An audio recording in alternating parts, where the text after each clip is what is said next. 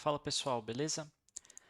Dando seguimento aí à nossa série de prática de resolução de problemas computacionais, a gente viu no vídeo passado esse probleminha aqui, dado um ano, retorna em qual século esse ano está.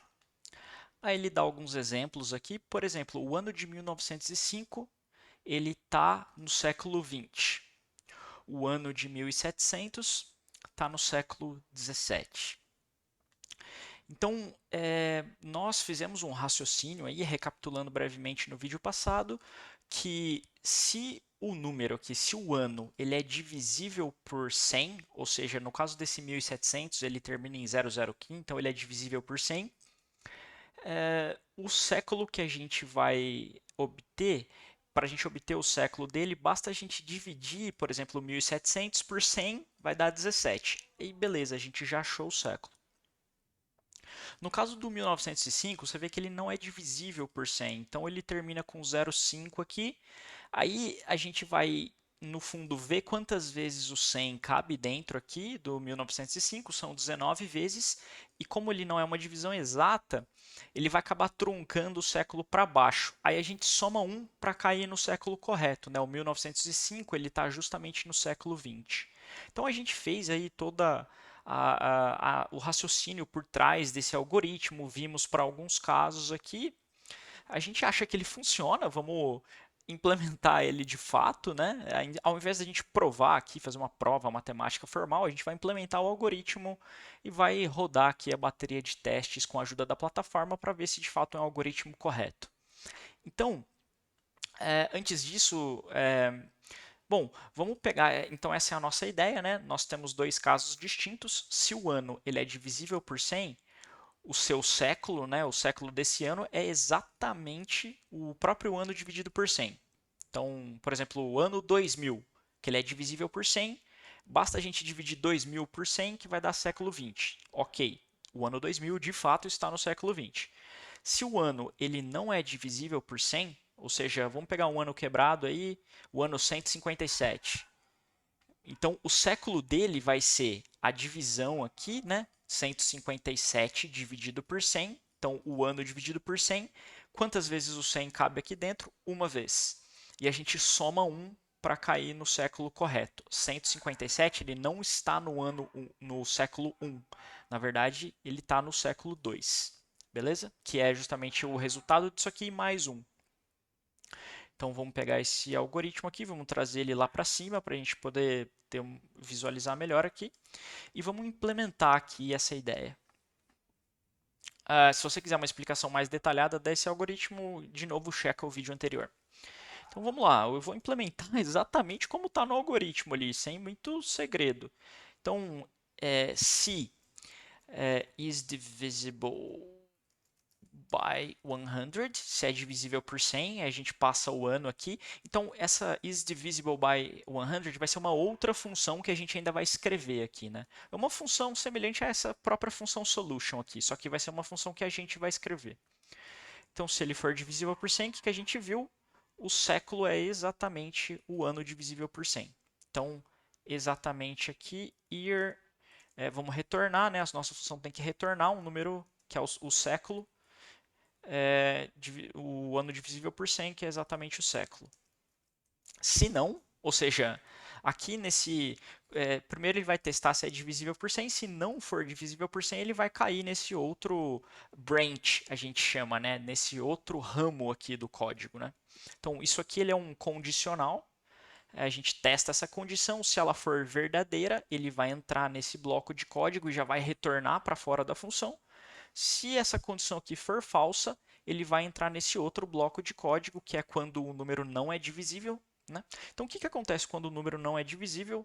A gente vai retornar essa continha aqui, né? O ano divisível por 100, dividido por 100, e soma 1 para a gente cair no século correto. A gente viu que, perceba que o Kotlin e muitas outras linguagens de programação, elas vão fazer essa divisão aqui, ela não vai dar, não é que o resultado dela vai ser quebrado nem nada assim, ele automaticamente já vai truncar essa divisão para o inteiro mais abaixo, né? Então, se ele está dividindo, por exemplo, 11 na verdade não 11 aqui, vamos pegar um número 150. Se ele está dividindo o número 150 por 100, ele vai ver que o 100 cabe dentro do 150 uma vez e beleza, o resultado disso daqui vai ser uma vez. Ele nem vai se importar com o resto da divisão.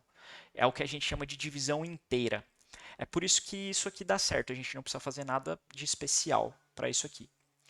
Legal, então o que a gente precisa fazer aqui agora é implementar essa função aqui, isDivisible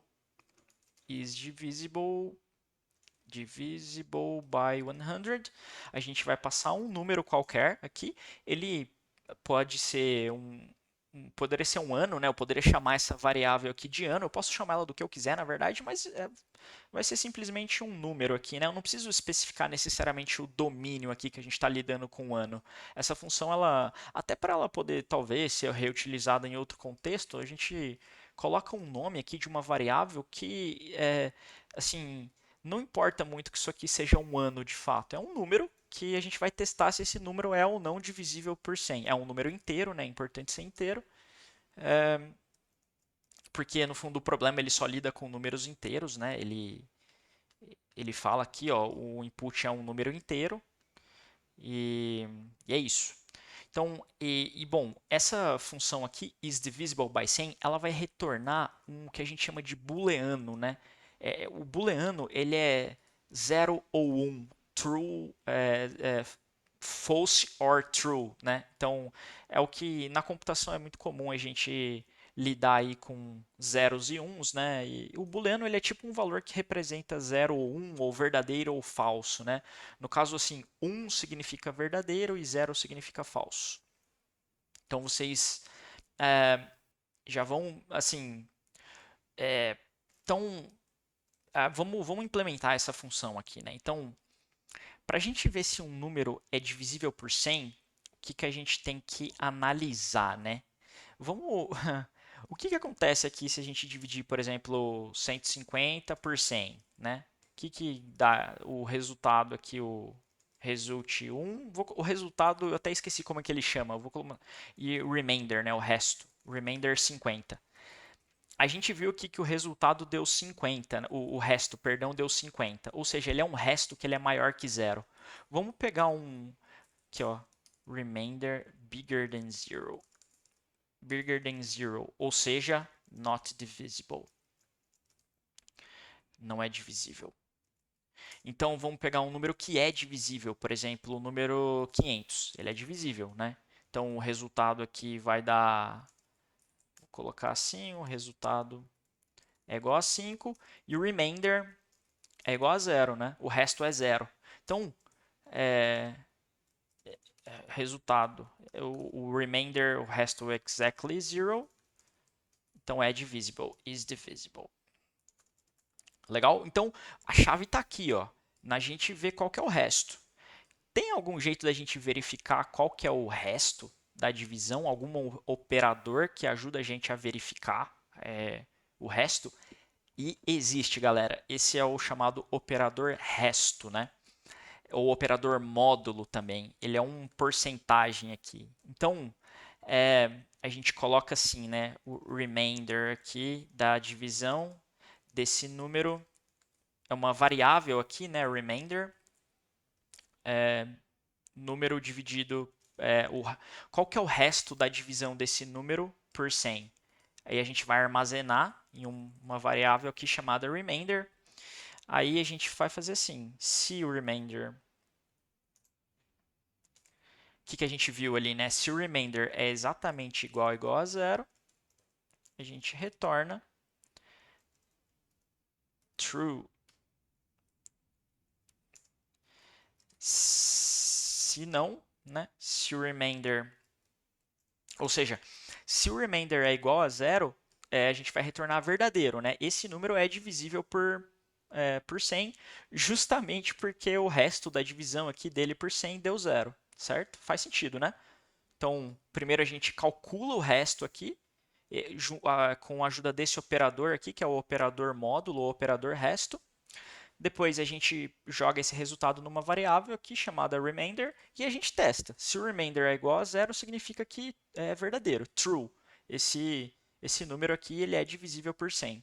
Se não, a gente retorna falso, certo? Então, beleza, essa é a nossa função is divisible by 100. Legal? Um, então, vamos rodar os testes aqui, né? Se essa nossa implementação... Então, de novo, nossa implementação aqui... deixa eu deletar um pouco desses comentários aqui. Essa função tem que deixar, ela faz parte da nossa solução. Só para... o nosso algoritmo, ele está aqui, né? Vamos colocar ele... Opa! Vamos colocar ele até aqui em cima. E vamos comparar com a nossa implementação aqui, né?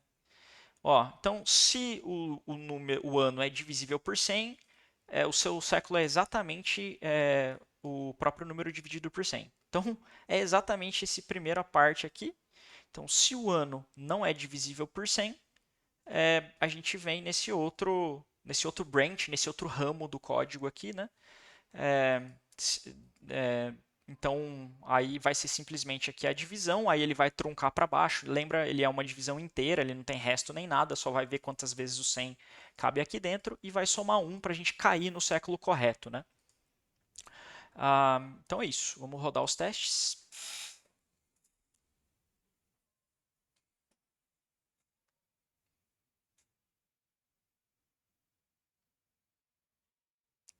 Legal, passamos nos testes, então 9 de 9 passados. Aí a ferramenta fala, clica em Submit para rodar todos os testes, né? Mais uma vez, só para relembrar aqui, ele tem aqui 9 testes que estão abertos, só que ele tem um conjunto de testes escondidos aqui, que a gente não sabe qual que é a entrada e qual que é a saída. E agora que a gente vai colocar a nossa solução à prova, né? Será que esse algoritmo é de fato, assim, correto? Pelo menos de acordo com esses testes aqui, né? Quem desenvolveu aqui implementou um conjunto de testes tal, e vamos ver se nossa solução de fato passa em todos esses testes. Vamos clicar em Submit.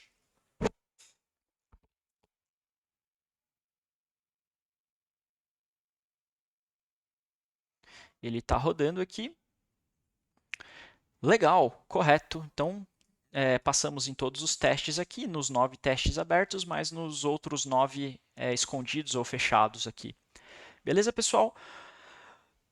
Por esse vídeo é isso. No próximo, a gente vai explorar um pouquinho mais a questão de implementação desse código aqui e ver se a gente tem outras maneiras de implementar isso aqui, tudo bem? Então, só para a gente exercitar um pouquinho a parte que a gente chama de refactoring ou refatoramento de código, refatoração, sei lá, code refactoring, que é você pegar esse código aqui e ver se dá para você escrevê-lo de forma mais concisa, mais limpa, né? Como eu disse no começo dessa série, a gente passa muito mais tempo lendo o código do que escrevendo, então é importante o código ele ser bastante expressivo, bastante limpo, ok? Então vamos explorar, ver se a gente consegue um código melhor do que está aqui, ou não necessariamente melhor, mas diferente, só para a gente abordar diferentes estilos e você no final vai decidir qual que você prefere e quando você estiver trabalhando também você vai chegar em algum acordo com seus pares, com seus colegas sobre qual tipo de estilo é melhor e assim vai evoluindo. São coisas que não tem muito certo ou errado, a gente tenta melhorar e deixar o código mais expressivo, ou seja, para a gente ler e a gente entender exatamente o que ele está fazendo, beleza? Valeu, pessoal. Até mais.